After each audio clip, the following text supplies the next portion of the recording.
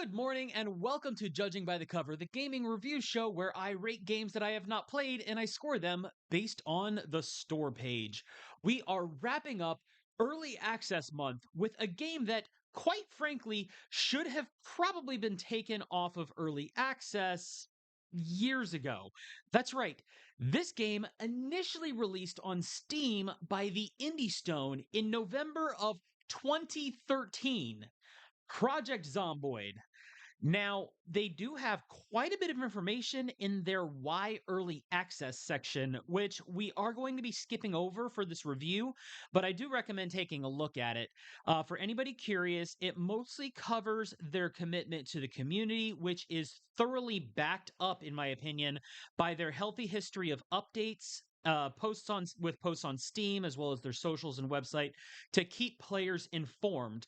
Additionally, they do note in there their commitment to an intended price point with a respectable note that they do not foresee them putting their price at more than a 40% sale during promotions to make sure that their early access adopters have always gotten the best deal on the game, which for a consumer that might try to hunt down that cheapest price for a game they can when they get it, that might not be the best news for them.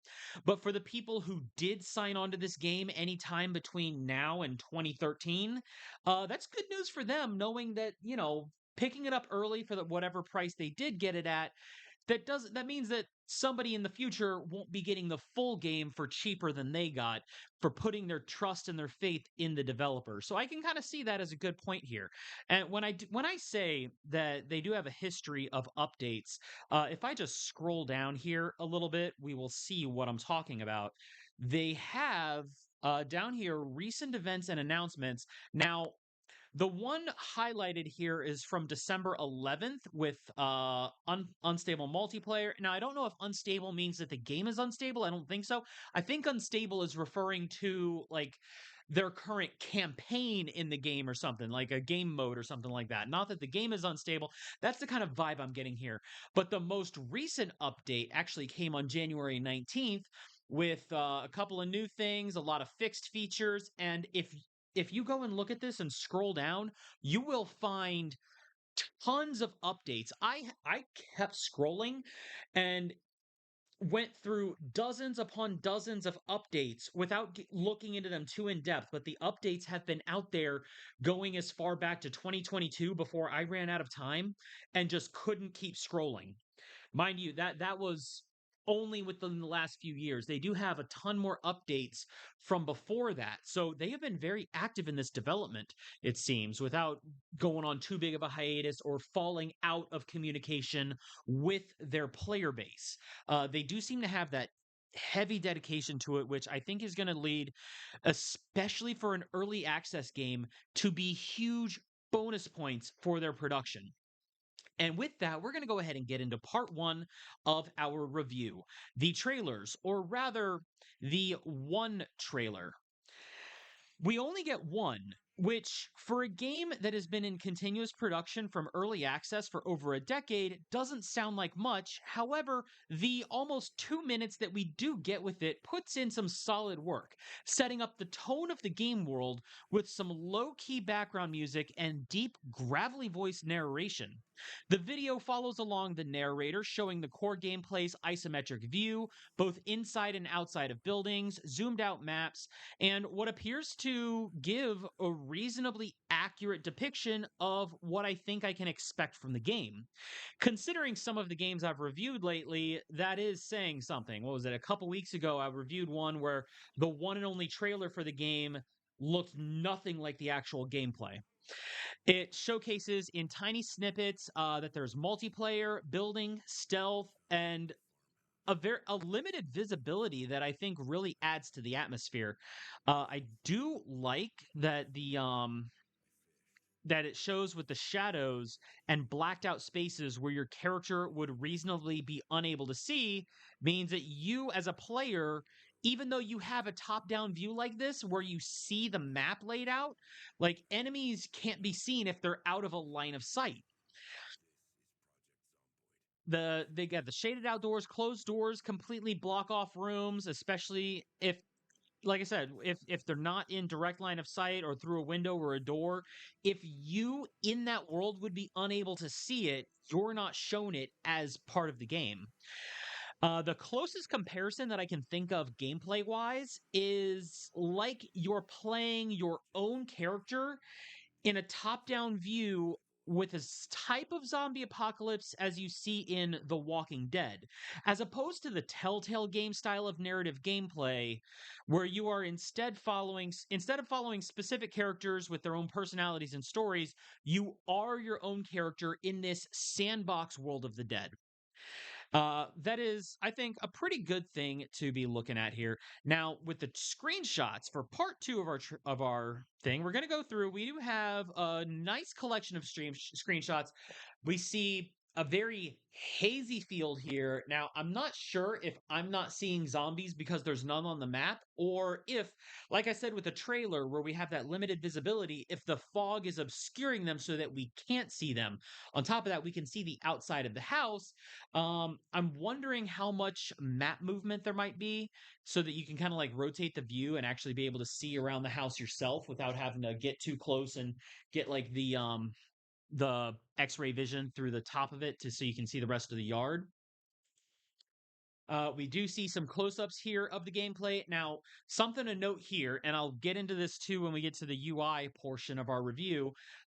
This is the one screenshot where we do see a little bit of a hotbar. It has 3 slots on the hotbar, which I'm assuming instead of a hotbar of like where you have Minecraft or Stardew, where you have like what 9 or 12 slots of the hotbar for your different tools and stuff, this is probably like, you have limited pockets or belt space to put things. So you have your active hand or other things like these are slotted into your belt. The we have this layout over here with some buttons. It appears to be, you got your gun, you got another empty thing. This might be like like dominant hand and offhand, along with a box that might be inventory. The heart, I presume, is health. It looks like this is probably your build menu. Some other menu here, an inspection tool, a map tool, and a bug icon. I'm not even sure what that one is. Maybe it's like a level of infection or something. It's hard to tell because I don't know of a lot of games that have a parallel to that kind of icon. Now, obviously, for somebody who goes and plays the game, that kind of thing is going to be either be explained to you through a tutorial or it's going to become apparent as you play the game. Or you could probably look it up on a wiki and have everything explained like in full detail if you're looking for information outside of games. A lot of modern games do have those kinds of things, especially ones with very robust communities around them. But the game, it also shows us we're clearly in a night scene. We got our undead zombies sitting out here. And we do see like it's darker behind the character, probably because they're facing forward. So if there's stuff behind you, maybe you just can't quite see it, especially under the cover of night. We do see other situations. You are above the fog, apparently, in this situation. It appears to be in an office building, like probably inside of the building on an upper floor because of the kind of high rise view that we have here. I'm guessing that this fog is a weather effect as opposed to being a like the shaded effect, which makes sense. You would still be unable to see the ground, but if you were to get close enough to the window, you should reasonably be able to see outside unless there is that kind of fog weather effect. So again, the visibility of the game comes huge into play here, especially when you look off in the right side of the screenshot where you can see through the glass doors there, but because there's no lights, anything that would be out of your line of sight, like the player is facing this way, obviously towards this oncoming threat, while the zombies in here, but you can't see the rest of the room, anything that's behind this wall or the whatever wall counters, whatever's on this side out of your field of vision, your peripheral vision, you just can't see any of that. So it's a little bit of an unknown. It puts a lot of pressure on the player, but it kind of creates this hardcore game environment, especially in this isometric view. Now, this is another one that really could be a mixed bag depending on how you look at it. This screen shows us a very detailed vehicle stats layout with various points of interest that appear to be a lot of information to digest. And I feel like usually when I look at a screen like this, I'm thinking, okay, this is way too much information for me to digest or for me to want to even try to figure out in most games. Um, but for something like this, it might actually fit. And seeing it here in screenshots before ever even thinking of purchasing the game is a bonus here. It's telling us that there is some very in depth information that may have varying degrees. Now, I've seen stat screens like this where some parts of the stat screens have no actual bearing on the gameplay, or if it does, it's so minuscule that it might as well not even matter. Whereas here, I could see how these things might actually be important. Now, in depth knowledge about cars in the real world is something that takes experience. The more experienced you are with automotive, like care, mechanics, all that kind of stuff, the more you would be separated from people who maybe only know how to drive a car with very minimal knowledge about the underworking, like what's going on under the hood. So, if more of the game's systems are like this, where a little bit of esoteric knowledge can make the difference, or you learn about it more by having that out of game knowledge, or if you learn about it through extensive gameplay where you start to learn how to read it and how these things affect the game, that could be kind of a cool thing considering that it does have that real world parallel. I could find it a bit of an information overload for some people, but I think for the purposes of this game and what they appear to be designing, I think it actually fits. And simplifying it too much might actually be a detriment to the game because of how, it's throwing you into this survival scenario where you as a person being entered into that situation might not really have all the knowledge that it would take to survive or to do this. The fact that this character is here being able to do this, they might even have like some other skill unlocked for this or some other passive that they were able to start the character with. I don't know how that goes because I've seen games where, you play and you do a few runs and you unlock new passives or new like combinations of skills that you can start with. Maybe one character has more medical knowledge and can treat wounds to prevent somebody from succumbing to the elements. Or another character might actually have that mechanical knowledge. I think Death Road to Canada is kind of like that, although that one plays a lot of those stats under the hood where you have less direct control over them. Now, just taking a look here at the vehicle stats, I could see, okay, we see a lot of percents that I'm guessing has mostly to do with the condition of them. So we do see driver's seat and front right seat, where the front right seat seems to have undergone some damage. Now, I don't know how much damage just through regular driving happens here, or if like if you get surrounded by zombies and they start tearing apart the upholstery, if that's what would affect that. We do see glove box, radio, gas tank. That might actually be, I don't know if that's the health of the gas tank or the amount of gas you have. Overall condition, you get the overall condition. So if you're just trying to get like a snapshot of what it's like, the bodywork. So the trunk seems to be incredibly damaged. So that's probably a point of interest. Keep the trunk appointed away from zombies, or maybe it became damaged because they were trying to flee zombies, but they got too close to the back and managed to tear it up a little bit. Rear, right. Okay, each brake, the front, back, left, and right on each. So the front and back on each side for the brakes. The brakes are kind of wearing down. So if brakes fail, that could be a thing that messes with a car in the real world just as much here. The suspension is, of course, taking some hits here. Specifically, the left suspensions seem to be more damaged, which is interesting. That's the driver. Like we're seeing the passenger side of the car here. At least I think this is the pass. Yeah, it's the passenger side on the right. If you're in the U.S. And there's all these scratches here. I can only imagine what the driver's side must look like if the left suspension is more damaged, because that kind of tells me that maybe that side got attacked a little more. We even see some specific parts here. These seem to be the brake pads and some of the screws that are probably holding the tires together. All sorts of like little stats here that I'm sure a more knowledgeable person would be able to just pick up on the fly. We spent a lot of time on that screenshot. We have one screenshot in the kitchen. Now there's a lot of closed doors here so that the player character just straight up cannot see much of what's going on outside of this kitchen. Like the door here, there's a small window so you can see where the lights spilling in here, so you can kind of see what's going on out there. But anything else around the hall, you are completely oblivious to. We see refrigerators, we see stoves and ovens, and the character is even wearing a chef hat. Maybe this is a multiplayer scenario where they're prepping food for a group, or maybe they're prepping rations to try and keep themselves alive when they go on outer excursions. And that is quite a large trash can, too. Now, we do see more stuff here. One character with their rifle staying out. Oh, SZZT. That seems like a player name, and somebody typed in situation. So that might be the chat. I'm wondering if there's some kind of like a proximity thing where characters have to be within a certain range of you in order for your typed messages to show up on their display, or if it's kind of like a world chat or global chat or something. We do see it does say Sucra Fruit Circus, presumably a grocery store, which that makes sense. A grocery store would be a common point of interest in a zombie apocalypse scenario.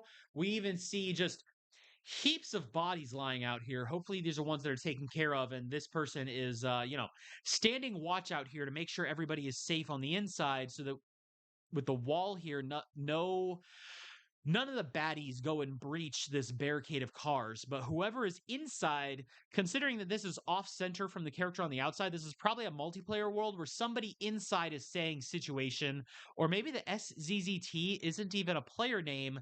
Maybe that's like the buzz sound that you get on a radio, like a walkie-talkie. So maybe somebody in there is, speaking over a radio, and that's how that's going. This is speculation, but it's a couple of possibilities that I can see here. The screenshots are just kind of making me think of these things. But I do like that they show that these are things that are possible here. You got clearly multiple players, even though only one is on screen. The rest are going to be inside doing the run to try and pick up whatever food they can, creating a little barricade and making sure you have a sentry out here. We have more walkers walking around here, crossing over this picket fence in what appears to be, a nice little suburban neighborhood where somebody set up a farm. But this might be a little bit of a problem where you do see, now you can't see inside the house clearly, but hopefully the inside of the house is already cleared, and that's why it's fenced off. Although considering the fence, it doesn't cover the entire perimeter of the house, that there's this opening here, that does kind of mean that there's maybe not great defenses here, or especially the fact that somebody left the door open. That's a little haphazard. Maybe not the ideal player situation. I would think you'd want to always keep doors closed so that you don't walk into somewhere and something accidentally wandered in while you were away. We see another situation where 5 players are together, building a shack, painting the wall. That's kind of interesting that you have all of this going on. I'm sure there's a lot of resource gathering going on in the game, but the fact that you can, custom build and even paint and decorate, that's kind of a cool thing. Even though, it's a zombie survival thing, so decoration you would think would be the furthest thing from your mind. But then again, a game like this, you're going to want to be able to be a little goofy with it, because even though the game has a dark serious setting, it would be nice to be able to have a little brevity to your gameplay. We do see a scene outside of a police station where this guy is probably close to getting overrun unless they back the hell up and pick these guys off. But yeah, we did see also in the trailer, it seems to be very easy to get overrun by a swarm. The fact that they're all coming from one side, unless I just can't see things that might be coming from around the other side of the police station, that could be a bit of a dangerous situation. But again, we are seeing more examples of how easy it can be to be overrun and just completely end your game right there.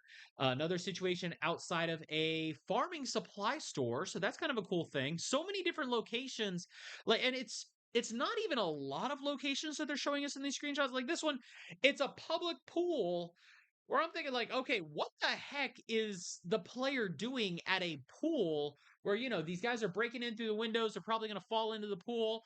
Was this guy scrubbing the pool? Like, was so he's in his swim trunks too. And again, we have the limited visibility situation going on here. We got all this shaded area out here, but you can see why the shading is coming in the line of sight. So the player is here. You see everything through the windows because that's a very well lit line of sight. But then the pillars are casting these shadows, creating that fog of war situation where you can't see directly through the pillars, even though you as the player have that clear view.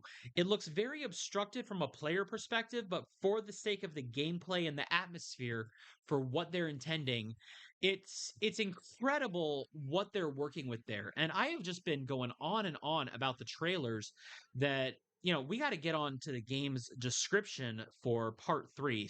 And now this one might be a little bit of a shorter one. About the game is telling us, so, Project Zomboid is an open-ended zombie-infested sandbox. Like I said, the screenshots in the trailer very clearly show that it is a sandbox. It asks one simple question: how will you die?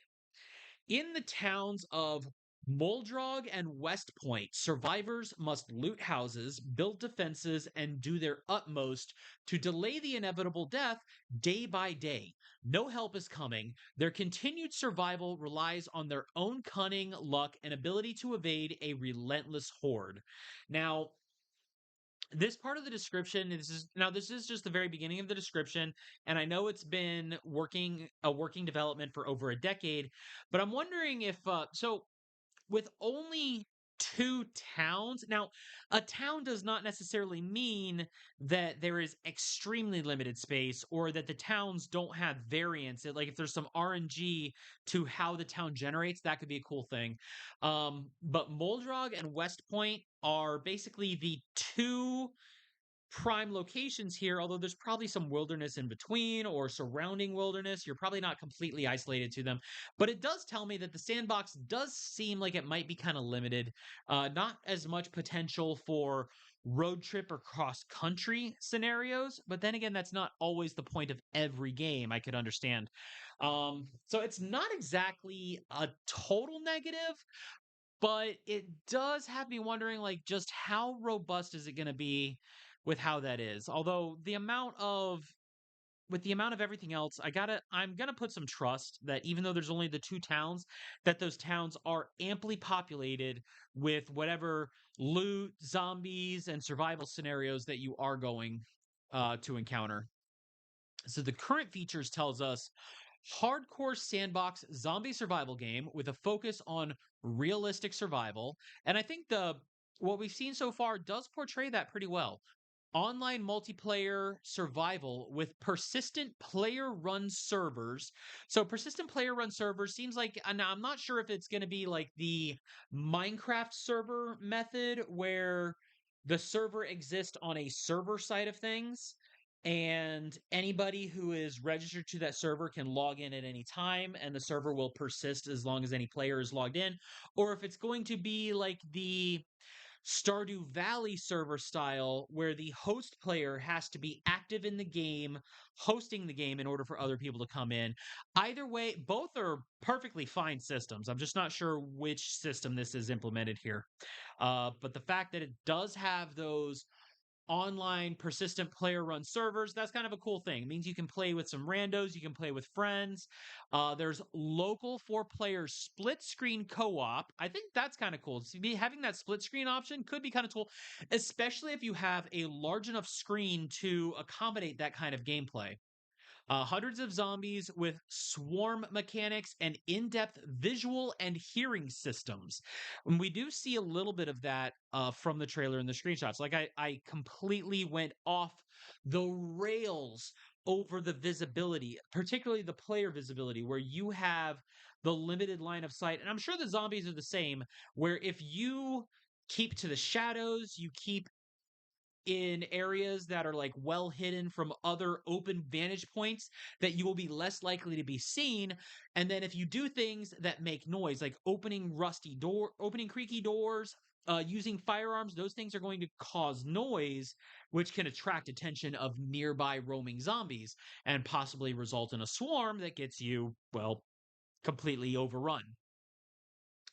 And we do see plenty of the overrun scenarios. And it seems like, somebody going a little trigger happy might be the detriment of a whole group. Full line of sight system and real time lighting, sound and visibility mechanics, hide in the shadows, keep quiet, and keep the lights off at night, or at least hang sheets over the windows.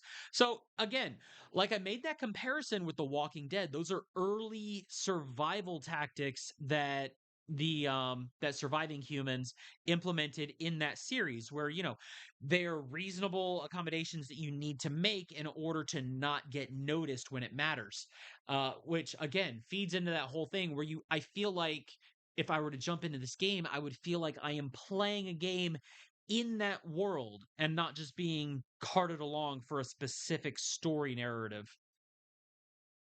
Vast and growing map loosely based on a real world location for you to explore, loot, and set up your fortress. Check out Blind Coder's map project. Okay, it even has like a colon there, but it doesn't have like a link or anything yet. Now, that is something that is probably more detailed more in the updates that they have done. You could probably look things up in there, find the Blind Coders map project, and I'm imagining that there's probably going to be even more on the way. Like they did say that there's two towns, but that those towns, they're telling us the towns are vast and growing. So they are continuously making more, especially if this continues to be an ongoing game, including after that when they feel comfortable to call this game a full release, they could continue releasing more maps, more towns, more locations to really create whatever kind of vast world they want to. Vehicles with full physics and deep and realistic gameplay mechanics. Again, we saw in the screenshots how detailed the vehicle stats are. Use tools and items to craft weapons, barricade, and cook. You can even build zombie proof forts by chopping trees, sawing wood, and scavenging supplies. We do see that with the multiplayer situation, and they are building some kind of a shed for defense. Deal with depression, boredom, hunger, thirst, and illness while trying to survive. Now, I'm wondering, that's kind of interesting that they added those in there as mechanics, the depression, boredom. Now, hunger, thirst, and illness, I would have absolutely expected for a game like this. But throwing depression and boredom into the mix, where you have your player character's psychological state to think about. If depression is maybe more possible when you're playing solo because of a lack of human contact, if that could be a thing. Day turns to night, the electricity falters, hordes migrate, winters draw in, nature gradually starts to take over. So that's another cool aspect here where obviously when you know I don't know how early into the outbreak this is supposed to happen, or if society has already crumbled and you're just kind of waking up into it, but the fact that there is zombie migration, there's seasons and nature taking over. So basically, unmaintained houses might get overrun by plants. For if you were to play long enough, maybe a forest actually pops up. The fact that they are saying nature takes over, that is a pretty cool aspect to get into here. Maybe a future map will have something where part of the area has completely been overrun by the natural world recovering. Farming, fishing, carpentry, cooking, trapping, character customization, skills and perks that develop based on what you do in game. Now that kind of reminds me of what you call it. RuneScape, the old RuneScape where you had like dozens upon dozens of skills, including wood chopping. Fire starting was a skill, and you would have to grind up that skill by doing the thing that skill is portrayed as. So, kind of a cool thing to see that going on. Proper zombies that don't run unless you tell them to in sandbox menu. Okay, so there's a sandbox menu where you can kind of do some custom settings, and zombies might kind of turn back. But generally the zombies are going to be hunting. A ton of amazing atmospheric music tracks by the prodigy that is Zach Beaver. Okay, I have no idea who Zach Beaver is, but considering the little bit of music that we hear in the trailer, it does tell me that the music they want for this is, like they said, atmospheric. It's not going to be like the kind of banger. It probably not going to be the kind of bangers that you're bobbing your head to while you're playing. But if the music emphasizes the tone, the tone and the setting of the game, I'm all for it. Imaginative challenge scenarios and instant action last stand mode. So extra game modes for some varied gameplay on top of regular sandbox and survival. Full open and powerful Lua modding support. Now that right there, modding for a game like this could be astronomical. Like they said in this description that they have two maps, but if there is ample support for the modding community, that could be new, like new zombie types, new loot, equipment types, maybe add a little bit of sci-fi or fantasy into it. Um, Player-made towns to explore. And then Xbox controller gamepad support on Windows. Other gamepads can be set up manually. Okay, that makes sense. Like the controller support, they might not have too much in there, but I think, well, no, mine's not an Xbox, but it is. My controller is still laid out pretty much like an Xbox controller, so it would probably work the same. We are a small team at the moment, but we are also committed to providing the following. They are outlining a few planned features: the return of our PZ Stories mode that also serves as a first ever tutorial, actively trying to kill you at every turn. Kate and Bald Spot return. So I'm sure for veteran players that maybe played some of the earlier builds of the game, might that might mean something to them. In-depth and varied NPC encounters driven in a persistent world powered by a metagame system that turns each playthrough into your very own zombie survival movie with emergent narrative gameplay. Okay, so I know I said before that the game seemed to be more like you're playing in a Walking Dead style world without the pre-scripted narrative, but it does look like that they want to make narrative modes to the game, which honestly seems like it might be kind of akin to the likes of older Baldur's Gate or Fallout games, like the old Fallout games, where it's that like isometric adventure game format, which could be a really cool thing to see if that's how they implement, NPCs and other cultures and societies that spring up in the post-apocalypse. Constant expansion of the countryside and cities around Moldrog and West Point. So they are planning, like I said, more maps, more wilderness, more cities, full wilderness survival systems, animals, and hunting for food. Of course, that makes perfect sense. I guess it's a little on the bare bones for that side right now, but they did show in the trailer that fishing is there, so you have at least that, and farming. More items, crafting recipes, weapons, and gameplay systems, and Steam Workshop and achievement support. So the workshop, I'm hoping me is going to be more tied into that modding community support, but a whole lot of that. And you can apparently follow that. Now, it doesn't have the link. I'm wondering if something got broken here in the description, because it seemed like there was a point up above and here that looks like there's supposed to be a link that doesn't exist, but then at least it shows at the Indie Stone. That's probably their Twitter handle, but there is a whole lot showing here. Um, that is, like I said, it is a lot of information. There's a lot to digest with just the little bit that's shown. Like the store page, I have spent the last 30 minutes going on about the store page, from the trailer to the screenshots to the description, and the description was bullet points. It, like, no extra screenshots like highlighted in the description like a lot of modern releases seem to be doing. Very straight to the point. Like I said in the beginning, it also has this huge display of why early access, how often do we update the community, how often do we update presumably the game, what is required for 1.0, NPCs, map completion, UI rewrite. The UI is not perfect by any stretch. We would like to get a more intuitive and ergonomic UI system implemented.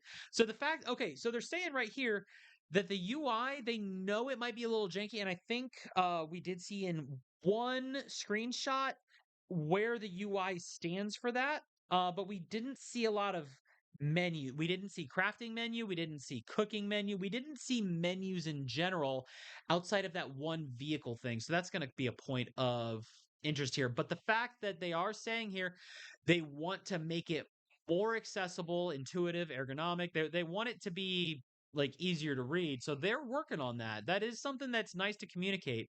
And what about after 1.0? And after they fulfilled all the promises, they want to keep going basically.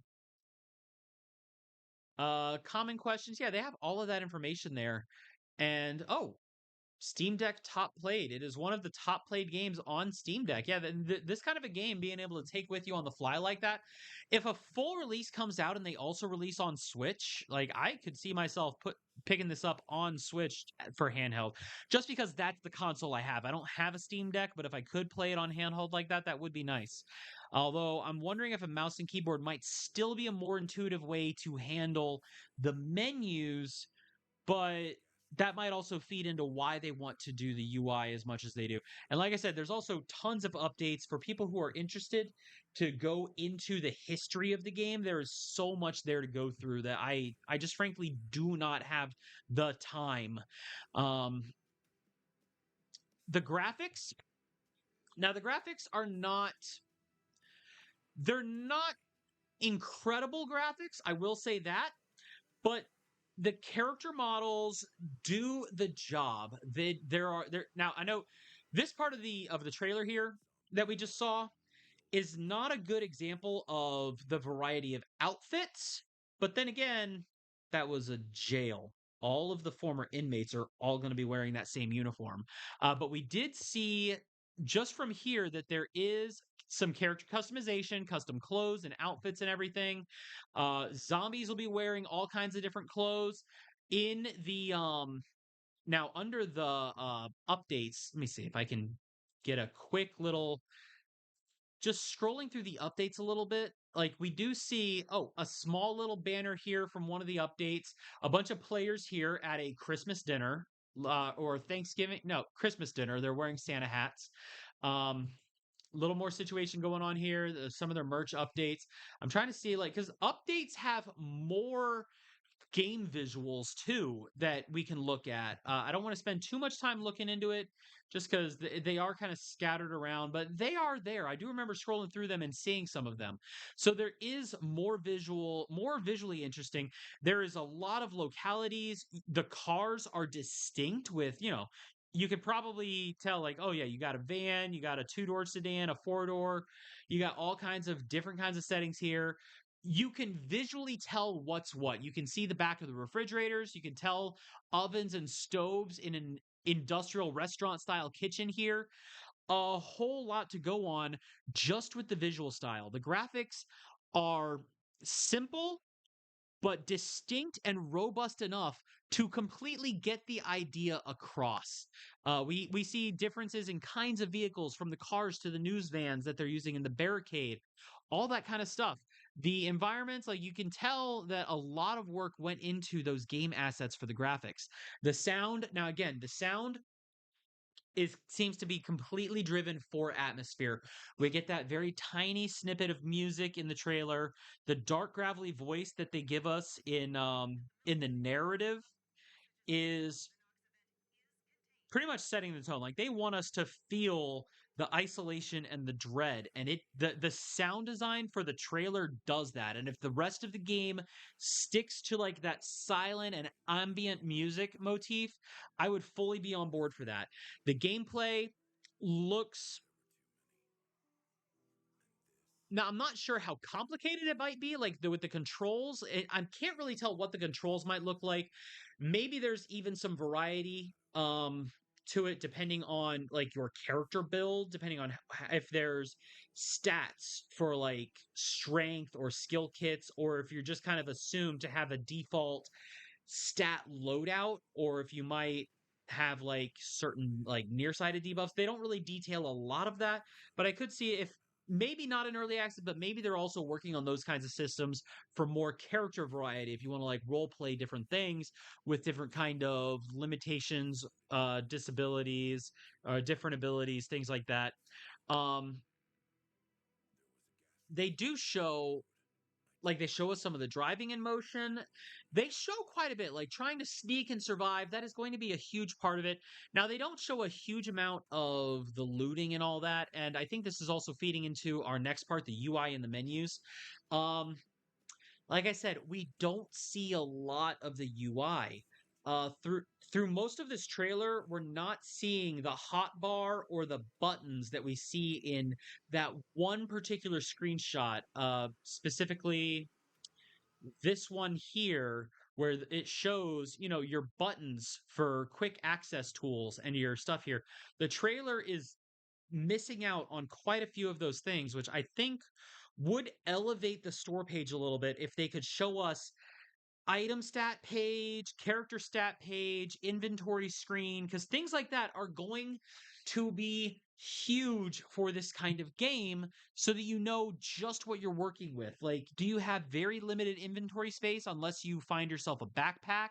Or like if you can carry a backpack and a fanny pack, can you get like multiple little inventory pouches kind of thing? I'd like to know that. Now, this might be nitpicky, but I would like to know that kind of thing ahead of time so I know like what I'm getting into when it comes to my inventory management and what the crafting menu looks like. Now maybe the reason that they're not displaying that is because they do tell us in that early access section that they are working on the UI and the menus to make them more intuitive. So that does tell me that the current state of the game maybe isn't the most intuitive, especially considering that it started development in 2013. And game design philosophy over the past 13 years, or well, okay, slightly more than 12 years. It was November of 2013. So just over 12 years, not quite 13 years that this game has been in production. The way that game developers have generally done menus and UI has changed a little bit in that time. Um, I, I mean, I'm a gamer in his 30s. I've played a variety of games that date back. Now, I've played games that initially came out in the 80s and 90s, even though I was born in the 80s, so obviously I didn't play them at release, but I have gone back and played some of those old games. I've played a little bit of the original Fallout. I've played Elder Scrolls 3 Morrowind, and I've played a little bit of Skyrim. And even among, the games within a series, you can tell that the UI, the menus and the systems change, and then other games that come out around that same time, they kind of change with them, feeding into like the similar UI structures so that they can be more recognizable and familiar to gamers. So maybe that is something that Project Zomboid is also working on, where they started off in like I said, 2013. Maybe their UI philosophy was just a little outdated by today's standards, so they might be working on trying to update that. So the fact that they're not showing it, um,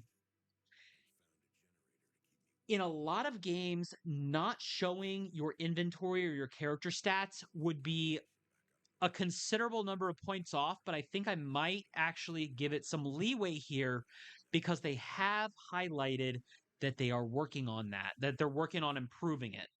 And finally, the pricing.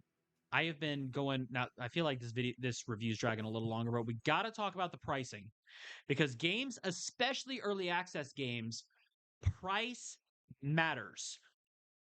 Project Zomboid, right now at the time of recording this, is on sale or is for sale on Steam for $19.99. So $20 for the game.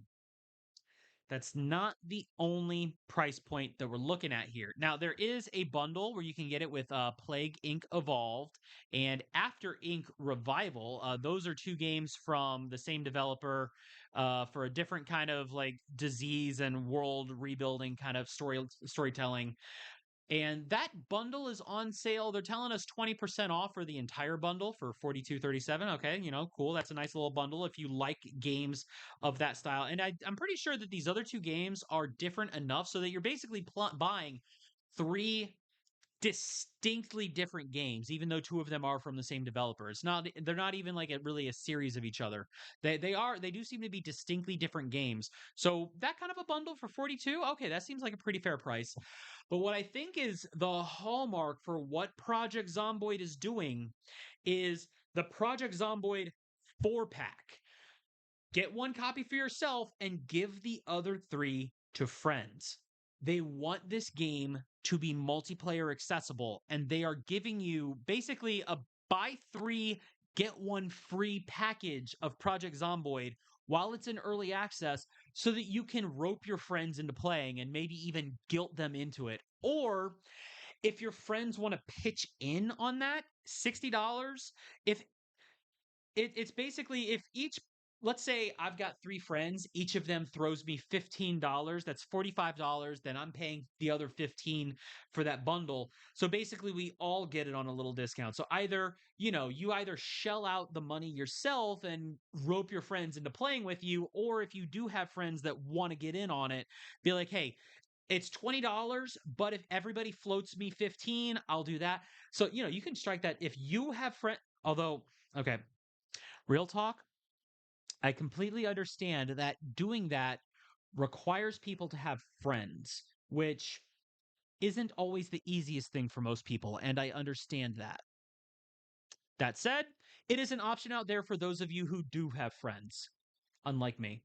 Okay, that's a lie. I do have some friends. I just had one on last week, and I feel like if I did pick up the 4-pack, I feel like some friends, Ezra and Bermifi would probably be like hands down on point to jump in on this with me, and I don't even know if any of them are gonna, watch enough of this review to hear me say that. But to those of you specifically, if you do know me personally, and this sounds like something that interests you, I mean, let me know. I might be able to be talked into this because I'm looking at this and I think $20 is a completely fair price based on what I'm seeing. Heck, even if it wasn't, even if I didn't have that promise and that track record, I would even think that for a game from 2013, $20 is still looks like you get quite a bit here with them boasting two fully populated towns, even though the towns might not have storylines or stuff like that, just that kind of a sandbox that you can play and enjoy with your friends.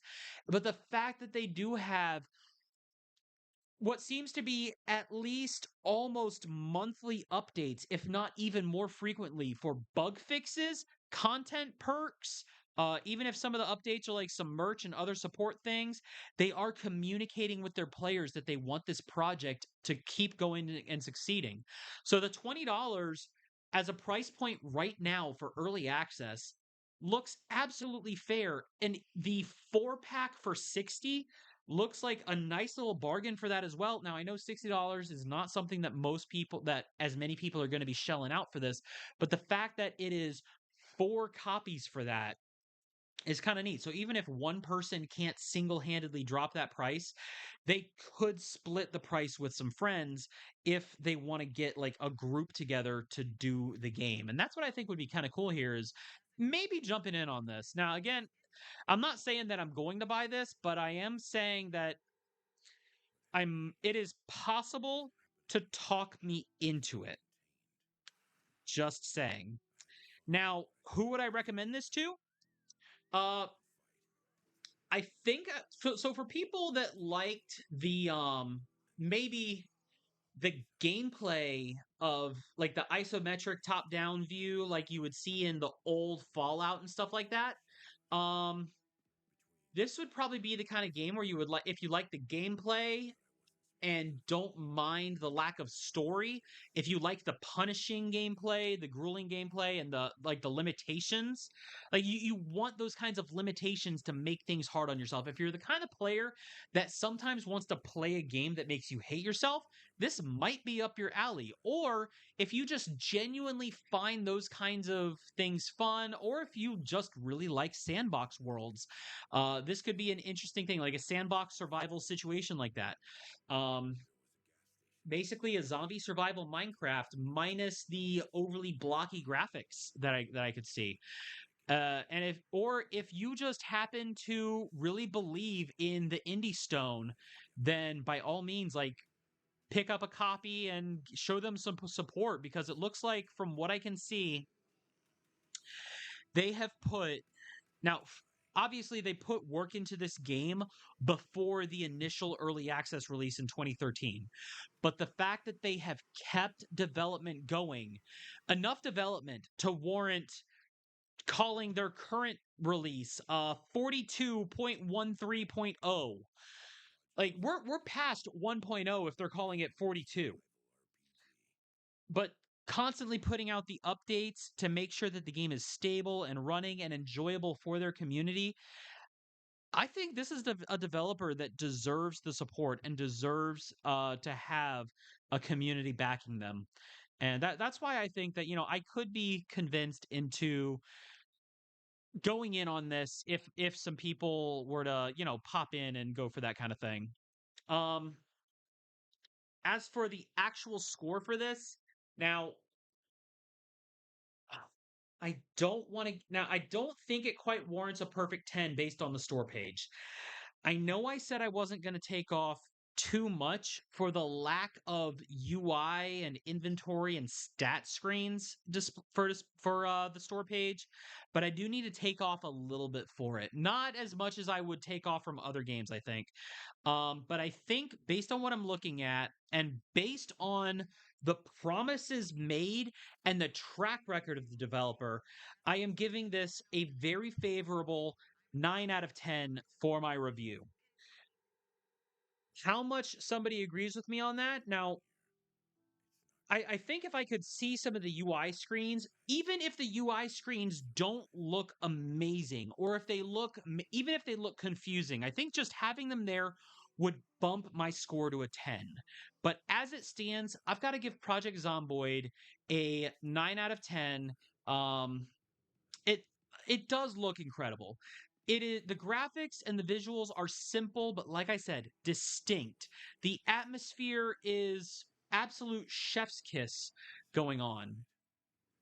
Now I will say I'm not the biggest horror gamer, so I am kind of reviewing this as that, like, this isn't my usual genre of game that I go for, but as a player who has played a fair chunk of variety of games, I think it does its job really well, and I would like to see this developer succeed in this project and come out with this. In fact, for those of you watching on YouTube, you are going to see this right here. I'm just going to wishlist this right now because I think, like I said, where's the wishlist button? There it is. Add to wish list. I'm wish listing this right now just so that I can keep it saved and kind of keep tabs on it. Depending on what my friends say about this, and depending on um, what kind of projects and stuff come up in the future, be it, near future or a year from now, this is a game that I would like to actually look at and try out at some point. Um, Again, I might not be buying it right away, but it is 100% going to be on my radar. So, anyway, that is my opinion here. 9 out of 10. Remember, the views expressed here are purely opinions. I am an opinionated SOB. We all have different tastes when it comes to our entertainment media, and I will gladly welcome differing opinions and respectful criticism in the comments. For anybody out there who has purchased and played this game, what are your thoughts? Like, I want to know what you guys think of this. By all means, let me know in those comments. Let me know how many hours you've put into this, because I know some people, this is the kind of thing that some people maybe put in 20 hours and put it down for a while. Other people maybe have put in 500 to 1,000 hours. It does seem the kind of game that can do that, especially if you got a group that you play with, or if you frequent like some subreddits or Discord communities where people do constantly meet up and, link together for these kinds of situations. I want to hear from you guys and know what you think.